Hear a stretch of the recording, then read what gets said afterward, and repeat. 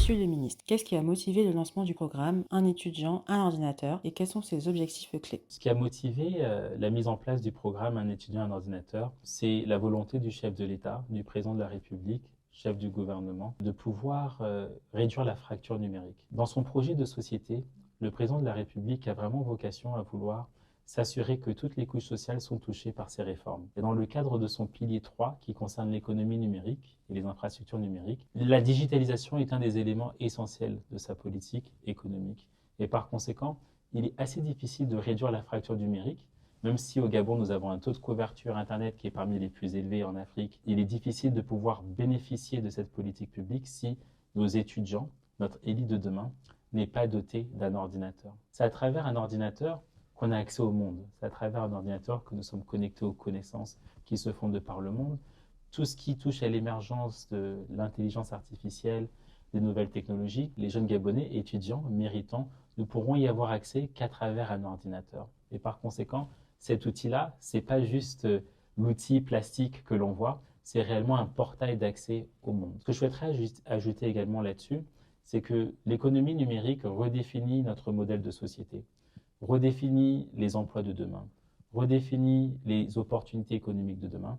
Et pour cela, cette économie numérique a besoin aujourd'hui de former l'élite qui sera la main-d'œuvre de demain, qui seront les producteurs de demain. Et donc, c'est avec une forte vision que notre ministère a accompagné la politique du chef de l'État de doter 10 000 étudiants d'ordinateurs. Quels critères guident les choix des bénéficiaires et comment garantissez-vous une distribution équitable? Nous avons fait de notre mieux pour que le critère de méritocratie soit le critère qui détermine les bénéficiaires. Nous avons 63 000 étudiants à peu près lorsqu'on prend le nombre d'étudiants dans les écoles publiques, dans les universités, alors que nous avions que 10 000 ordinateurs à distribuer. Et donc lorsque nous avons saisi le ministère de l'Enseignement supérieur, nous avons obtenu les différentes moyennes de tous les étudiants et ce n'est qu'en plaçant le curseur sur 12,41 de moyenne que ça nous a permis d'avoir suffisamment d'étudiants pour entrer dans la limite d'ordinateurs que nous avions à notre disposition. Et donc c'est comme ça que ce critère-là a été déterminé, un critère méritocratique, sans aucun biais et sans aucune discrimination aucune. Nous avons, de ce pas, déterminé à peu près 5 200 étudiants des écoles publiques et des universités. Nous avons 2 634 bacheliers, donc qui ont également fait partie des bénéficiaires. Ça, c'est le premier pilier. Le second pilier, le chef de l'État en a parlé lors de la cérémonie de distribution, c'est de dire qu'en plus de ces critères méritocratiques, il y a d'autres catégories de bénéficiaires qui doivent être récompensées. La première concerne une dotation provinciale de 200 ordinateurs par province, parce qu'effectivement, malheureusement, nos écoles sont essentiellement concentrées sur l'estuaire, ce qui crée un biais et ce qui exclut, pas volontairement, mais ça exclut les étudiants qui sont dans nos provinces. Donc le chef de l'État a fait de son mieux pour pallier à cette discrimination-là, pour que chaque province soit dotée et pour que les étudiants puissent en bénéficier. Ensuite, le dernier aspect, c'est 3 catégories. La première, ce sont les entrepreneurs. Les entrepreneurs, dans un pays qui se veut libéral, ce sont les producteurs de richesses et le chef de l'État estimait qu'il était important que 100 entrepreneurs en bénéficient. Ces entrepreneurs ont des entreprises formelles et ont fait l'objet d'une formation dans un des incubateurs nationaux. Une deuxième catégorie concerne les influenceurs. Et je sais que ça fait souvent sourire. Pourquoi est-ce que les influenceurs ont été concernés par la distribution? Mais c'est parce que les influenceurs, dans le sens que voulait le président, sont des influenceurs qui participent à la promotion de l'image de notre pays, qui participent à la promotion de messages positifs sur notre pays. Et c'est important également de les doter, de les encourager à participer à tout ce qui permet de valoriser notre patrimoine, c'est-à-dire l'identité gabonaise, notre drapeau, notre culture.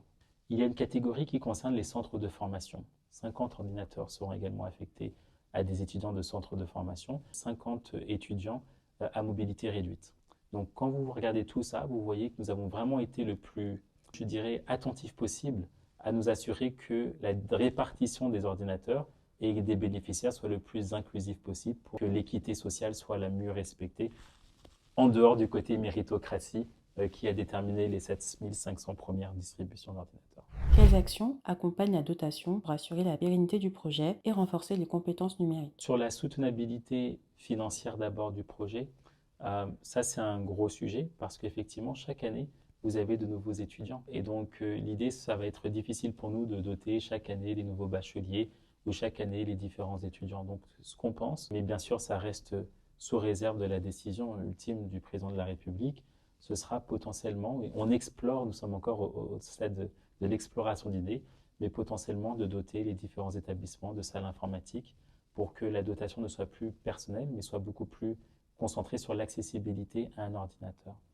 En ce qui concerne le sujet évoqué, il est assez important de voir comment nous allons faire pour nous assurer que le renforcement des capacités soit également pris en compte, parce que tous ces bénéficiaires d'ordinateurs ont effectivement un ordinateur. Nous nous sommes assurés que chaque ordinateur ait Excel, PowerPoint, Word, donc tous les logiciels Microsoft.